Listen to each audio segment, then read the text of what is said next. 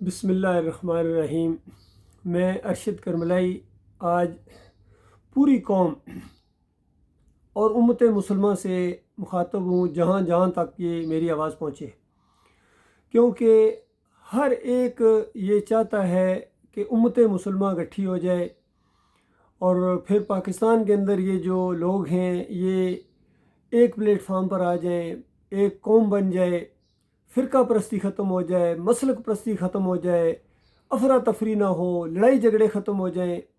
لیکن عملی طور پر کسی کے پاس کوئی فارمولہ نہیں ہے، ایک فارمولہ دوسرے کو پسند نہیں ہے اور کچھ فارمولے قابل عمل بھی نہیں ہیں۔ یقین کریں، یہ میں آپ کے سامنے آج قرآنی فارمولہ رکھ رہا ہوں، ایمانی فارمولہ رکھ رہا ہوں۔ چند منٹوں کے لیے اگر آپ اس کو توجہ سے سنیں اور اپنے دوسرے جو صاحب رائے لوگ ہیں ان تک پہنچائیں تو انشاءاللہ بات بالکل کلیئر ہو جائے گی۔ سارے مسلمانوں کے مسئلے حل ہو جائیں گے، پاکستانیوں کے مسئلے حل ہو جائیں گے، پوری دنیا کے مسئلے حل ہو جائیں گے۔ لیکن مسئلہ یہ ہے کہ بات کو آپ غور سے نہیں سنتے ہیں۔ دیکھیے، پہلے ہمارے اس جو پرائم منسٹر صاحب ہیں ان کا ایک فارمولہ آپ کے سامنے میں لا رہا ہوں، پہلے وہ سن لیجئے، اس کے بعد میں اپنا فارمولہ آپ کے سامنے پیش کروں گا، تو انشاءاللہ مجھے امید ہے کہ کچھ بہتری کی صورتحال نکلے گی۔ بھی ہیں، قرآن کریم کے حافظ بھی ہیں، محدثین بھی ہیں، اور وہ پیغام آپ ممبر رسول سے آپ ہر جمعے کو ہر نماز میں دیتے ہیں کہ جب تک اس ملک کے اندر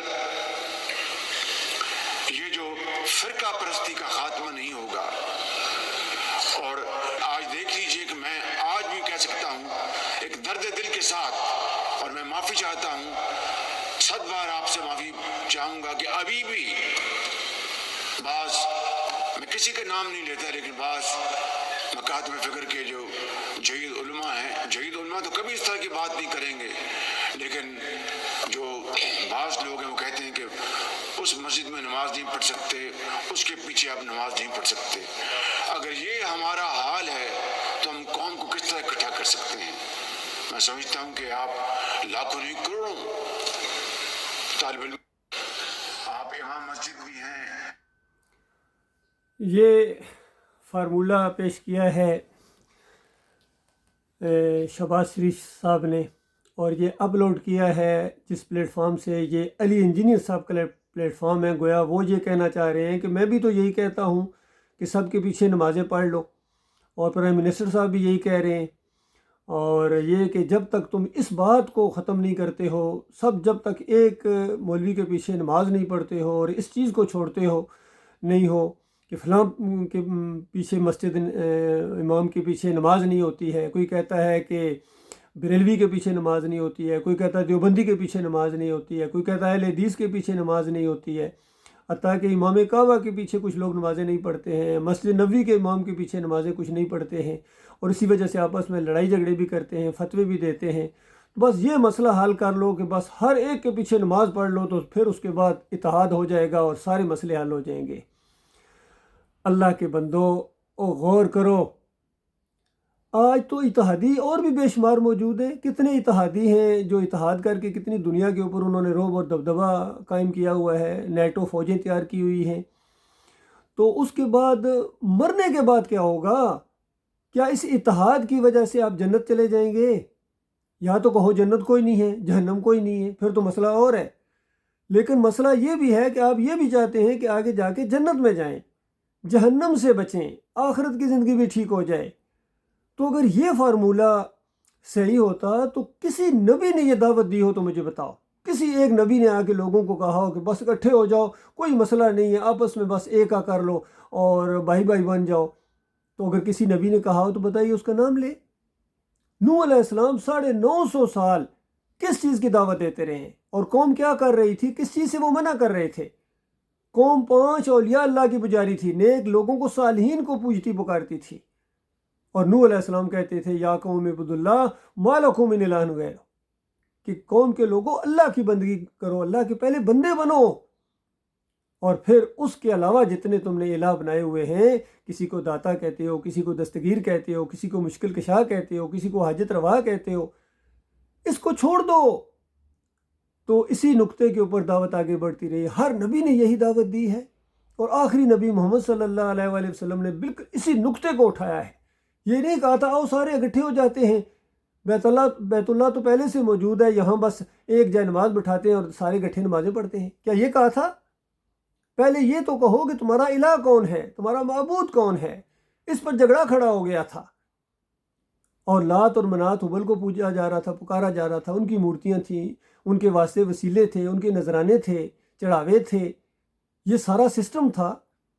تو وہ تو بادشاہی کے لیے پیش کر رہے تھے آپ کو، نبی علیہ السلام کو، کہ یہ بات نہ کہو. جس طرح آج مجھے بھی کہتے ہیں کہ یہ بات نہ کہو، یہ بات نہ کہو، اور کوئی باتیں چھیڑو، پہلے ان کے پیچھے نمازیں پڑھ لو، پہلے یہ کر لو. وہ بات نہ کہو جو نبی علیہ السلام نے کہی تھی. تو نبی علیہ السلام نے پہلے ایمان عقیدے کی بات کہی تھی کہ یہ مسئلہ حل کر لو، باقی سارے مسئلے خود بخود چٹکیوں میں حل ہو جائیں گے. تم خود ایک دوسرے کے پیچھے نمازیں پڑھنا شروع ہو جاؤ گے، ایک دوسرے کے بھائی بھائی بن جاؤ گے. اور وہ بات تو مانو جس کے لیے تمہیں پیدا کیا گیا ہے، اس بات کا کوئی ذکر ہی نہیں. اکٹھا کر لو اس کو. طارق جمیل بھی لگے ہوئے ہیں، اکٹھا کر لو سب کو، اپنے اپنے عقیدے پر رہتے ہوئے، قائم رہتے ہوئے اکٹھے ہو جاؤ. جماعت اسلامی کا منشور بھی میں نے ایک دفعہ پڑھا تھا کہ اپنے اپنے عقیدے پر رہتے ہو، صرف جماعت اسلامی کے اندر آ جاؤ، بلکہ اپنے عقیدے کی پرچار بھی کر سکتے ہو اس جماعت کے اندر آ کر. اپنے اپنے عقیدے پر بریلوی رہتے ہوئے، دیوبندی رہتے ہوئے، اہل حدیث رہتے ہوئے، شیعہ رہتے ہوئے، قادیانی رہتے ہوئے، سکھ رہتے ہوئے، ہندو رہتے ہوئے، بس صرف جماعت کے اندر شامل ہو جاؤ. تو بتاؤ اللہ کے بندو، تم انسان ہو؟ وہ کوئی ایمان عقیدے کی ہوا لگی ہے؟ تو میرے بھائیو، پہلے یہ مسئلہ حل کرو. اگر تم سارے اکٹھے ہو گے ایک دوسرے کے پیچھے نمازیں پڑھنا بھی شروع کر دو گے، اور عقیدے تمہارے یہ ہیں، بریلوی کہتا ہے نبی علیہ السلام ہر جگہ حاضر ناظر ہے، پکارو یا رسول اللہ، یا رسول اللہ مدد. ان کی وجہ سے پوری کائنات بنی ہے، اور ان کے وسیلے سے مانگو تو قبول ہوتی ہے. یہ بریلوی کا عقیدہ. دیوبندی کہتا ہے واسطے وسیلے کے ساتھ پکارو، قبروں سے فیض حاصل ہوتا ہے. عقائد علماء دیوبند پڑھو، کون سا شرک ہے جو اس کے اندر نہیں ہے. تبلیغی نصاب پڑھو، فضائل اعمال پڑھو، کون سا شرک ہے جو اس کے اندر نہیں ہے. کہ حضرت نے اونٹ کو ذبح کر دیا قبر سے نکل کر، حضرت نے اشرفیوں کی تھیلی پکڑا دی، حضرت نے روٹی پکڑا دی. نبی علیہ السلام کے جسم کے ساتھ جو مٹی لگی ہوئی ہے، بیت اللہ تو کوئی چیز ہی نہیں، عرش اور کرسی سے زیادہ افضل ہے. یہ عقیدہ لکھا ہوا ہے.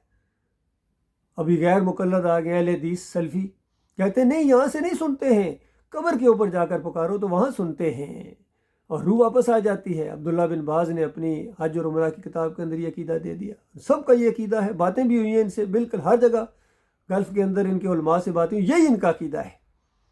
اور اس کے بعد اجرت سارے لیتے ہیں، دین کے اوپر اجرت لیتے ہیں، نمازیں بیچتے ہیں، اذانیں بیچتے ہیں.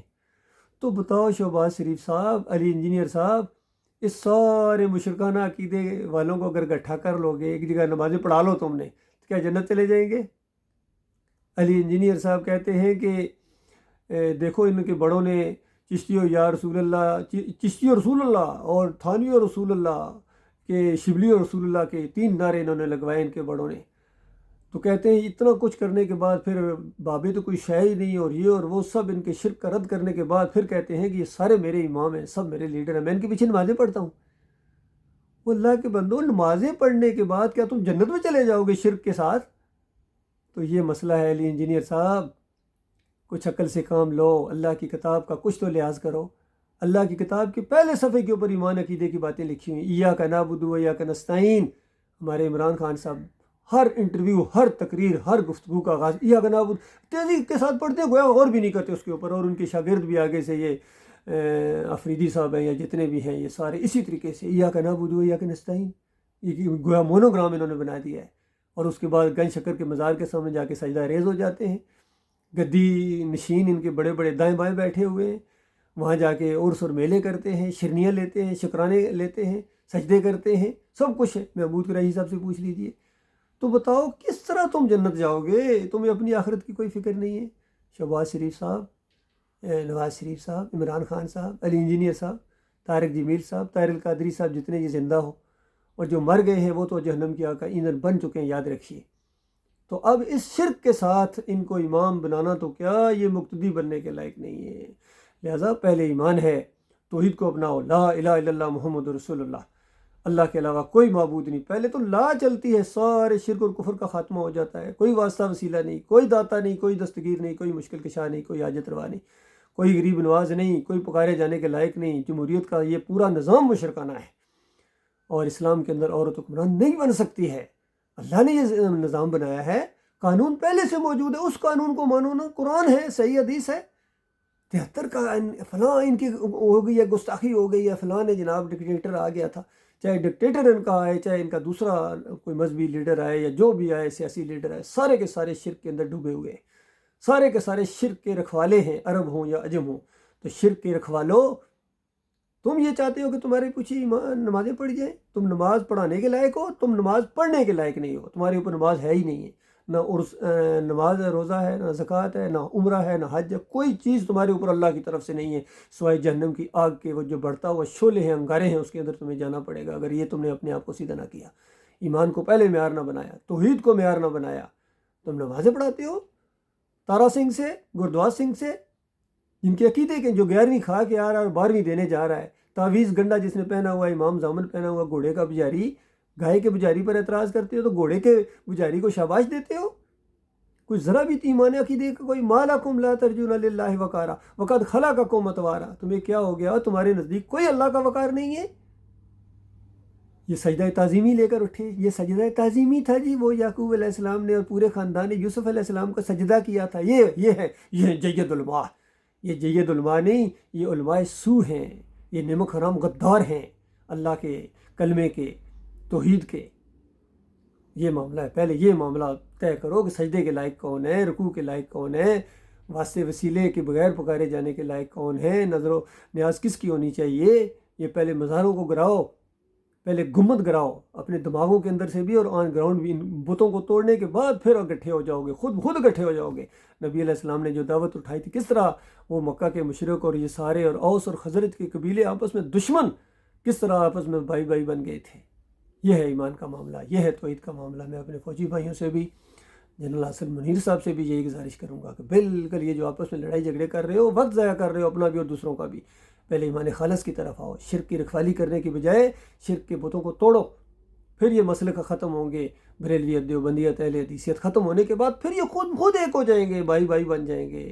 مجھے تکلیف ہوتی ہے یہ آپس میں لگے ہوئے ہیں، آپ سیاسی لوگوں کے پیچھے لگے ہوئے ہیں، سیاسی لوگ آپ کی وہ تشہیر کر رہے ہیں، کیسے کیسے کارٹون بناتے ہیں، کیسے کیسے سوشل میڈیا کے اوپر. تکلیف ہوتی ہے کیونکہ یہ اللہ کا عذاب ہے. تم سب کے اوپر اللہ کا عذاب ہے. ایمان عقیدے میں خرابی کی وجہ سے، شرک کی وجہ سے. واپس پلٹو ایمان خالص کی طرف. اللہ اس کی تمہیں توفیق عطا فرمائے. میں آپ کا فوجی بھائی بھی ہوں، سویلینز کے لیے سویلینز بھائی ہوں، آپ کا بھائی ہوں، اپنا بھائی ہوں. اور نہ میں پیر ہوں، نہ میں مولوی ہوں، نہ میں سیاسی لیڈر ہوں. میں اللہ کی توحید، خالص قرآن اور حدیث کا معاملہ، میں دین کو اجرت کا ذریعہ نہیں بناتا ہوں. نہ یہ جتنے واٹس ایپ کے اوپر یا یوٹیوب کے اوپر یا فیس بک کے اوپر جتنے یہ میرے بیانات ہیں، خالص اللہ کی رضا کے لیے اور صدقہ جاریہ کے لیے اور اپنے قوم کی اصلاح کے لیے ہے. کوئی نہ یہ کمائی کا ذریعہ ہے، نہ یہ دکھاوا ہے، نہ یہ اپنی ایڈورٹائزمنٹ ہے. یہ خالص اللہ کی رضا کے لیے ہے، کیونکہ چند دنوں کا یہ معاملہ ہے، چند دنوں کی زندگی ہے.